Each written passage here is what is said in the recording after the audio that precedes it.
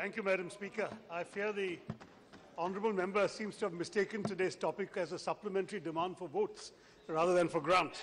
But I just wanted to say that very clearly, behind the numbers there are very serious issues, and that's what I'd like to address today. My honourable colleague Sri Veerappa Moily has already painted a rather grim picture of the worrying condition of our economy, the declining growth, the decline in manufacturing, in exports, the distress in the agricultural sector, no significant increase in employment, in fact signs of decrease in many places, the impact of demonetization on employment, and indeed the revenue losses in every state because of the botched implementation of GST. So in these circumstances, the impact on our GDP growth has been serious, and I think we have to take the previous speaker's claims with considerable doses of salt. But that is not what I'm not going to spend my time with you on today, Madam Speaker. We are concerned about the fiscal deficit. That has already been addressed by a couple of speakers. The government had said they would hold it to 3.2% of GDP, but we know that by October already, they have spent 96.1% of the full-year target. So I don't know in the last couple of months how restrained they have been, but there is some real question as to how now, with the new demand for 66,113 crores in the supplementary demand, whether we are going to be able to retain that number. And I think the Finance Minister would like to honestly come level with the House as to what exactly our new revised fiscal deficit targets ought to be. I'm also concerned in this context that the Comptroller and Auditor General in his report has highlighted several flaws in the Union Government's accounting procedures. In the financial year 2015-16, they've talked about an understatement of both the fiscal deficit and the revenue deficit in that year. And given that, and the apparent misclassification of revenue expenditure as capital expenditure and vice versa, that the revenue deficit was severely understated. The CAG says by 1,583 crores, that is 1,583 crores in the fiscal year, and in that case, of course, that means the fiscal deficit technically may already have been breached. I think it would be enlightening if the Finance Minister would clarify the exact position on that. But, Madam Speaker, the reason that we have a supplementary demand for grants is because there are real needs in our country that the government does not have the money to meet. So I want to address some of these real needs that have astonishingly been omitted from the supplementary demands for grants. In my own constituency, Madam, we have seen one of the great tragedies of our country in the course of this year, the horrors of Cyclone Oki. Howling winds of 165 kilometers per hour that tossed boats as well as fairly substantial fishing trawlers upside down in the seas. 71 people have been confirmed dead, Madam Speaker, and perhaps 100 more have been missing. Each day the number goes up. 75, my colleague says, is the latest figure today. And that is only for Kerala. There are figures from Tamil Nadu, there are figures from elsewhere. So in this time of absolute crisis and suffering, many Kerala MPs today got together, went to see the Prime Minister. I also had the honour of seeing him yesterday, to raise a very serious demand for a major compensation package. The Prime Minister came to my constituency. He spoke about standing shoulder to shoulder with the victims of Cyclone Oki, but unfortunately we have seen no significant announcement yet. So far, the Kerala government has made a request for 7,340 crores. Tamil Nadu government has also submitted a request for 9,000 crores. And the fact is that we have need not only for immediate relief measures, but also for slightly intermediate-term measures, such as skilling for fishermen, offering vocational training for alternative professions, and so on. And yet all we've got in the budget is 153 crores in the Prime Minister's National Relief Fund. This is so manifestly inadequate. I would request the Finance Minister, when he replies to this debate, to move an amendment to his supplementary demand for grants, granting an additional financial package for the victims of Cyclone Oki. This major tragedy requires nothing less than that sort of attention. In addition, there are long-term measures needed. The inadequate warning systems. Why was it that despite all our paraphernalia, we were unable to prevent our people from losing their lives by going to sea the eve of a cyclone? There is, for example, the international system known as the Joint Typhoon Warning System. Why doesn't India participate in this? If it's finance, then I hope the Finance Minister will find the money. These are human needs. These are our people. These are extremely vital, precious needs we've got.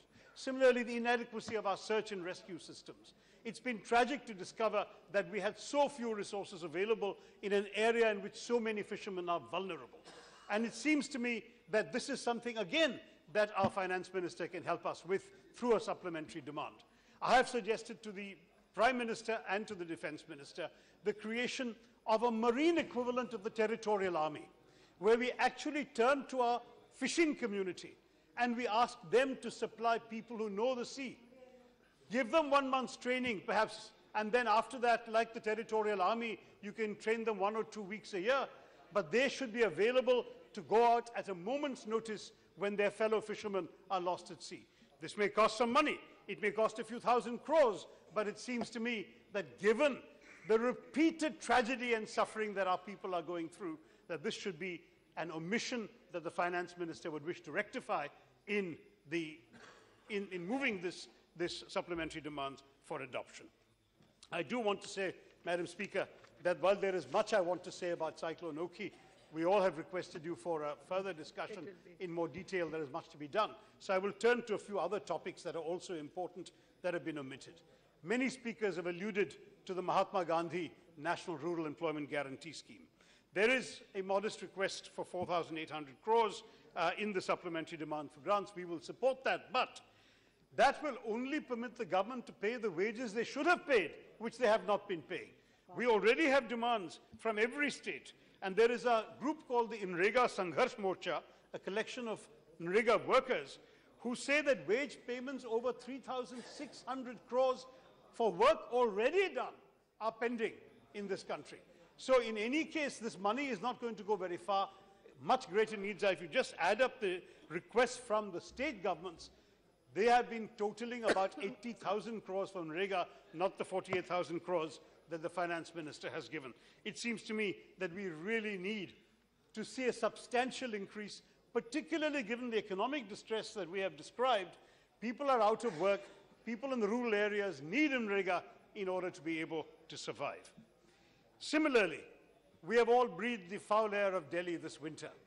Where is the government resource in this budget, in the supplementary demands, for improving our air quality, Madam Speaker?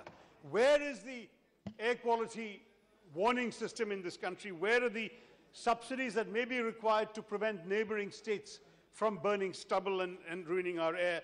Where is the initiative of the government to say, here is a genuine need, we are all choking and suffering from lack of clean air in the city and indeed in many other parts of India and many of the urban parts of India, here is an extra allocation. We would all support it. We would all support the government, but unfortunately this has been completely neglected. I noticed, for example, that the Women and Child Development Minister is sitting here. She has been given just 3 lakhs, a meager 3 lakhs in the supplementary demands. When we know there is not enough money at the moment to give a raise to Anganwadi workers. There is not enough money to set up the promised one-stop rape crisis centers that were announced initially and that have been forgotten. There was supposed to be one for every district. We don't even have 2 in the country or 3 in the country so far. Her ministry needs money. Where is the finance minister thinking of giving it in the supplementary demands? He's giving just 3 lakhs. I might add that he has given 2,995 crores for power. Clearly, we have a government that understands power but does not understand the needs of women and children in our country. I might add that we also have the Ministry of External Affairs, a modest 3 lakhs. Here is a ministry, ma'am, that is responsible for our position, our posture in the world, and all that they can afford to give from the finance ministry is 3 lakhs. We have embarrassing situations when our Prime Minister and Foreign Minister make pledges abroad that they are not able to fulfill because the money is not coming or the money has been cut. We are in a situation where I was forced to say during the budget debate that the biggest challenge facing our foreign ministry today, Madam Speaker, is not Pakistan, it is the Ministry of Finance. I would plead for a little more generosity from the government, from the Ministry of Finance, to these stepchild ministries like the Ministry of Women and Child Development, the Ministry of External Affairs, that need the resources to do their job properly. That is missing from the supplementary demand for grants. I want to ask the Finance Minister briefly about the pension situation in our country. Many of our people who have served this country, including in government institutions, have been living on a bare subsistence wage. There are people now in their old age who are taking home 500 and 1,000 rupees a month. A classic case is the Reserve Bank of India pensioners. They were given a commitment that their pensions would be updated along with any subsequent wage revisions for serving employees. The promise was made, this attracted them to sign up to the RBI scheme, and now it turns out the Finance Ministry has refused to approve what was already a promise made to the Reserve Bank pensioners. We now have people who are the custodians of our country's currency who are coming to their MPs and crying, saying we cannot live on the pensions we're getting. I would urge the Finance Minister to adjust to all this.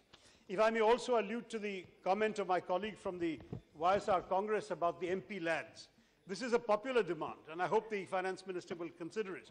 But even if he does not give it to us right now, though I hope he will, let me at least request him to put a supplementary demand for grants for the Pradhan Mantri Adarsh Gram Yojana. The Adarsh Gram Yojana has become a joke because not one paise is attached to it. If you go and ask, not one paise, if you go and ask for, you adopt a village and you say, where is the funding for it? We are all told there is no additional money, use existing money, then why have a new label, ma'am? As we have been saying repeatedly, this government and its budgets are really name-changing. They're not game-changing. They're not changing the game for our people at all. So I recognize, Madam Speaker, that there is a great deal more that we can say. GST, for example, has unfortunately affected everything from the issue of sanitary napkins for women, which many women have already taken up with you, Madam Speaker. The disabled people are finding themselves paying outrageously high sums for essential things, cochlear implants, hearing aids, crutches, wheelchairs. I would request the Finance Minister to kindly waive GST on these things and, if necessary, raise the supplementary demand some more. We will accept a breach of the fiscal deficit if he tells us what it is, but we cannot accept a situation in which the weakest and most vulnerable of our society are not being able to afford the basic things they need to survive and cope in our country.